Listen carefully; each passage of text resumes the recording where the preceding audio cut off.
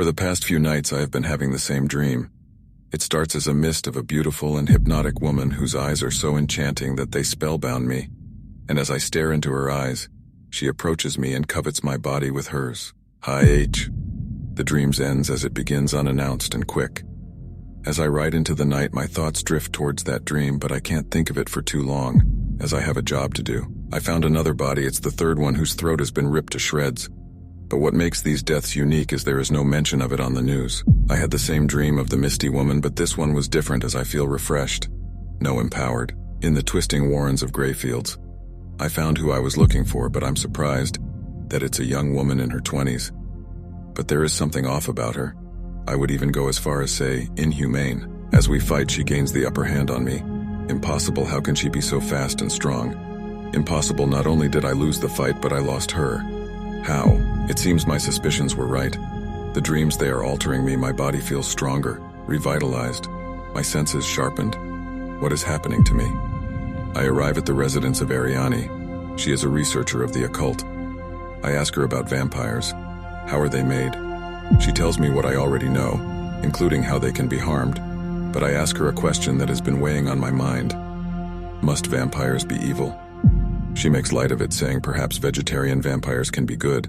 There is nothing here for me. I need to continue my investigation.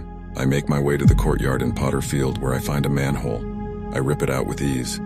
This newfound strength does have its benefits. As I traverse underground, I see piles of the dead, however. While dead, these corpses have a burning hunger in their eyes. For me, or more accurately, for my blood. There are too many for me to handle without the proper tools. And besides, I've already confirmed my suspicions, so I run. There are too many, I have no choice but to stand my ground and fight. I hope I can win. It's just as I feared. Despite my newfound strength, their numbers are too great, and I fear I will be overwhelmed. But just as death's grip came closer to me, I was saved by these mysterious group of people who chanted, "To death, in peace." Who are these people? As I regain my breath, I see her, the misty woman from my dreams, her eyes as piercing and hypnotic as in my dreams. The hunters are on their knees, facing a man who appeared from the shadows. It appears he has some hold over them. I will break it. We are taken by the long-forgotten waste of humanity.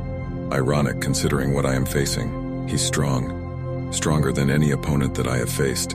This monster hasn't even broken a sweat. I'm running out of options. Ariani. I hope you are right. With my blood I form a cross. It appears the legends have some truth to them, and for once I'm glad they do. The cross, it angers him, and as his rage grows he begins to reveal his true beast-like nature. I glared into his eyes and he scowled back. I'm losing too much blood, but just my luck, it was dawn. As I was escaping, the monster made threats just as criminals before him did, however. His ones felt different. At the manor I told Alfred of what I saw. He, of course, being Alfred, gave a sarcastic remark. While he may not know it, he is what I cherish most. My strength. Without him there is no Batman. He notices my back, but rather than telling him, I tell him to bandage my back. I'm sorry, Alfred, but I must win not only for Gotham but the world, and I will do whatever it takes. The misty woman from my dreams appears before me. It turns out they were not dreams, and my suspicions were confirmed. My body is changing because of her. She tells me her name is Tanya, and that monster I faced last night was Dracula. She tells me her story of how she was turned by him, of how she regained her humanity, and how she was able to overcome the thirst for blood by creating artificial plasma, and how she found others like her, and helped them from their servitude to blood. She tells me something important, that those turned by Dracula are powerless to face him. As I awaken, I have Alfred deliver a message to Gordon for me. While I prefer doing things alone, I fear for this fight I will need all the help I can get. Our meeting with Gordon goes as expected. He of course didn't believe us, but Tanya gladly showed him an example he couldn't dismiss. While it was a shock to Gordon, he was able to adjust quickly as he always does. Hopefully our combined forces will be able to stop Dracula. I feel off.